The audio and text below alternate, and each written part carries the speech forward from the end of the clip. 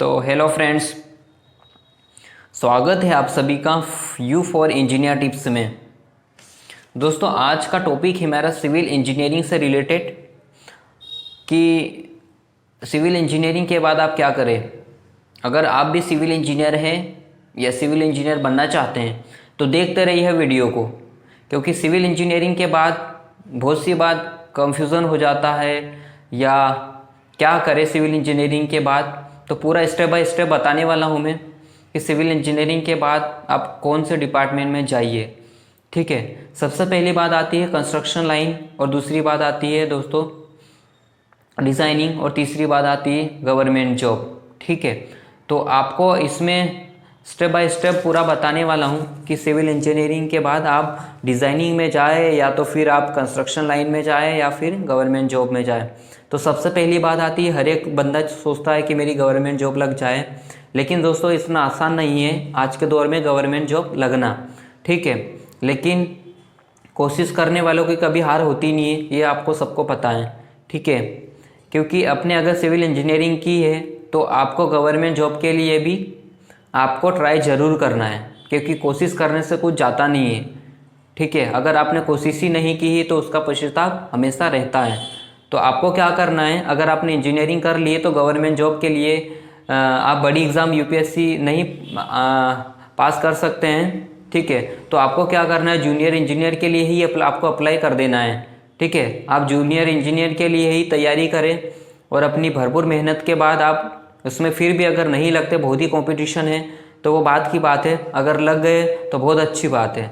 ठीक है, अगर गवर्नमेंट जॉब लग गए तो बहुत अच्छी बात। और दूसरी बात आती है दोस्तों कि अगर फिर गवर्नमेंट जॉब आपके नहीं लगी फिर क्या करें।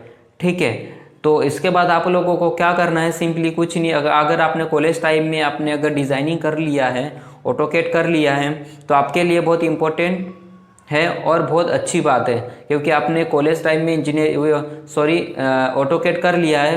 तो आपको क्या करना है कि आपको ऑटोकेड लाइन में ही चले जाना है, डिज़ाइनिंग की लाइन में चले जाना है, और साथ साथ में आपकी जो भी गवर्नमेंट की प्रिपरेशन चल रही है उसको चालू रखना है।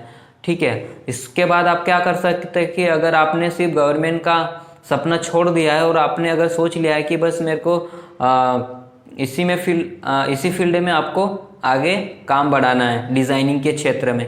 ठीक है, तो आपको अगर इंटरेस्ट है तो ठीक है, क्योंकि आपको पूरी ज़िंदगी आपको इसी में आपको करियर बनाना है।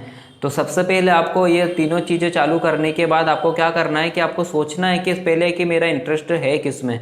अगर इंटरेस्ट का पता नहीं लग पाया कि भाई मैं कंस्ट्रक्शन लाइन में जाऊँ, आगे जाके कॉन्ट्रैक्टर बनूँ या जो भी, ठीक है, तो आप पहले अच्छे से समझ ले कि मेरे को आगे जाके करना क्या है। ठीक है, मैं बात कर रहा हूँ सिर्फ कंस्ट्रक्शन लाइन और डिज़ाइनिंग की, वो भी सिविल इंजीनियर की। ठीक है, तो इसके बाद आप लोगों को क्या करना है कि अगर आप डिज़ाइनिंग में आपको इंटरेस्ट है तो आपको क्या करना है, सिंपली कुछ नहीं, एक जॉब कर लेनी है। ठीक है, 6-7 महीने या साल भर, 2 साल आपको एक्सपीरियंस ले लेना है कोई सी कंपनी पकड़ के। ठीक है, आपको 2 साल का एक्सपीरियंस अच्छे से हो जाएगा, और इसके बाद आपको क्या करना है, सिंपली कुछ नहीं, आपका जो मार्केट जमाना है धीरे धीरे कि आप इसमें खुद का कॉन्ट्रैक्ट चालू कर सकते हैं। क्योंकि दोस्तों डिज़ाइनिंग की जॉब भी बहुत बोरिंग होती है, ये आपको भी पता है कि ऑफिस टू ऑफिस जाना है, पर डे जाना है, और दिन भर वही प्लान बनाना है, डिज़ाइनिंग बनाना है, आपका भेजा खराब होता रहेगा पर डे। अगर आपने आपके एक्सपेंस के बेस पे आपने खुद का काम चालू कर दिया है तो आपको आगे जाके खुद की कंपनी बना सकते हैं डिज़ाइनिंग के क्षेत्र में। तो इसके लिए आपको क्या करना है कि डिज़ाइनिंग के क्षेत्र में जितने भी बिल्डर्स आते हैं या धीरे धीरे आपका खुद का रिलेशनशिप बनाना है।